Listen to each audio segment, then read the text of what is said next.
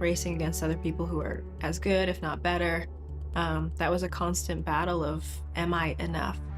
More than the standard she set on herself, though, she also feels the immense pressure of the people's high expectations of and from her.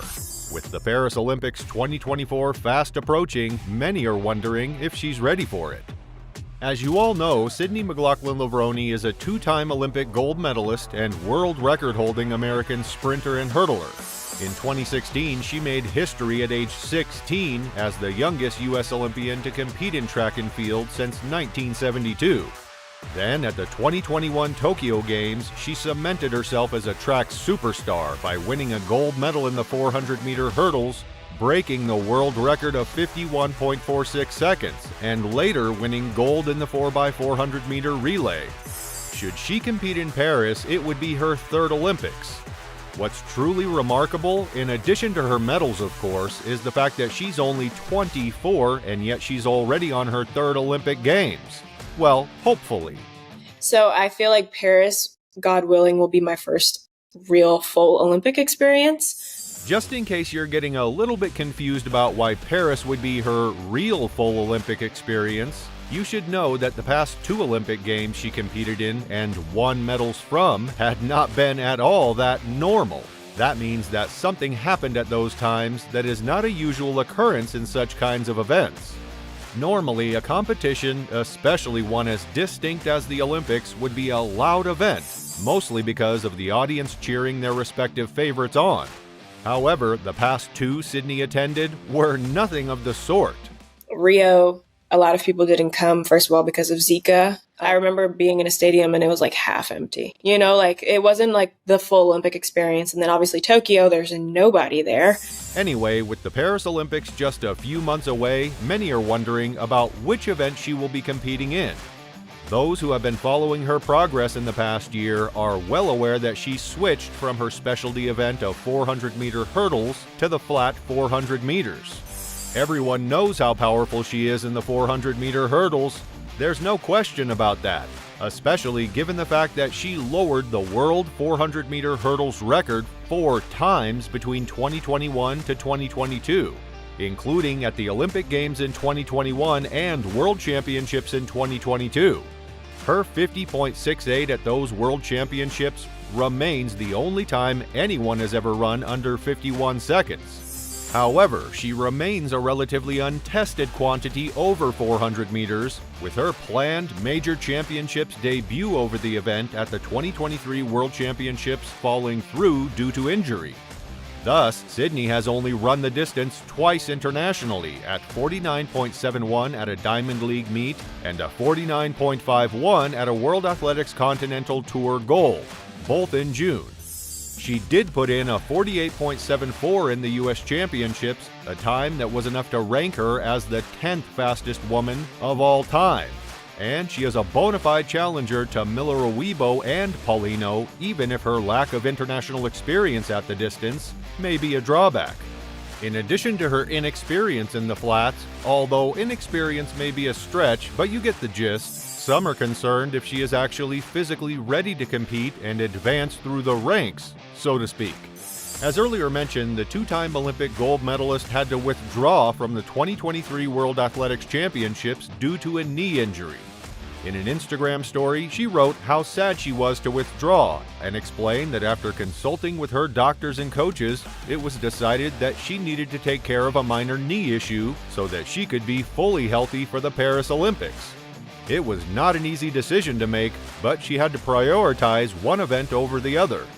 Alongside being one of the best hurdlers to grace the track in the history of the sport, Sydney McLaughlin-Levrone is making her mark on paper, literally. At the end of January 2023, the athlete announced the launch of her book, Far Beyond Gold: Running from Fear to Faith, marking her authorial debut. The book chronicles McLaughlin-Levrone's journey as an athlete, from how she first took to track to becoming the first woman to breach the 51-second mark in the 400-meter hurdles. In the book, the sprinter also divulges the more personal aspects of her life. She also opened up about how anxiety prevented her from performing at the 2016 Rio Olympics, after she became the youngest athlete since 1980 to qualify for the U.S. Olympic track team. With her book, McLaughlin Levrone hopes to help readers overcome their own struggles with anxiety.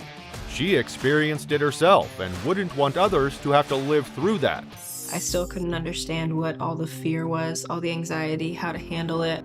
And so that was when I truly started seeking him. And so from there, the New Jersey native says her goal in life and athletics is just growth. Every day is like a learning experience, she said. As for when retirement will come, Sydney says that 5 years into her track and field career, she hasn't decided, but knows that day will come eventually. I obviously don't want to stay past my time, but at the same time, I want to use the gift until it's no longer time to be used, she says. I love track and field, and I think I'm going to do it the best I can for as long as I can, but it's also not my whole life.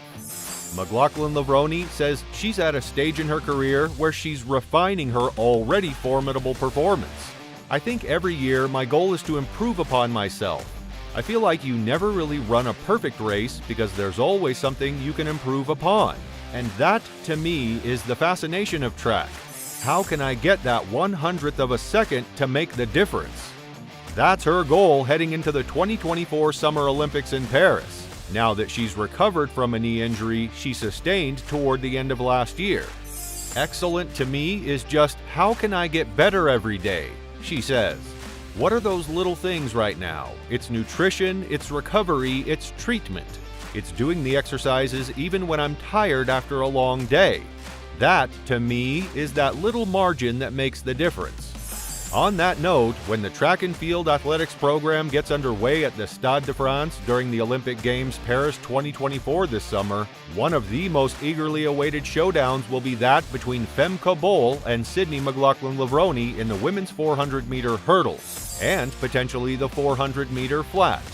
It's a face-off that has been bubbling since the Tokyo 2020 Olympic Games, where McLaughlin Levrone won the 400-meter hurdles title in a world record time, while Bol came third. Sydney then announced her intentions in 2023 to compete over the flat, which has only upped the ante.